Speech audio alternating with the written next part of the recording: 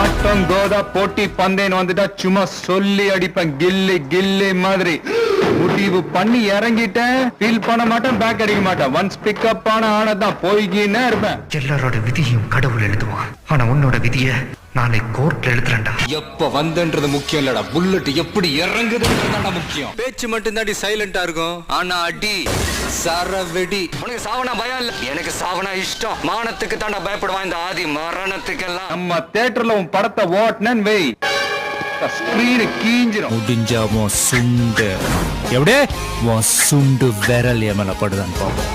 நம்ம யாருன்றது முக்கியம் இல்ல, நம்மளால என்ன முடியும்ன்றதுதான் முக்கியம். Bloody sweet.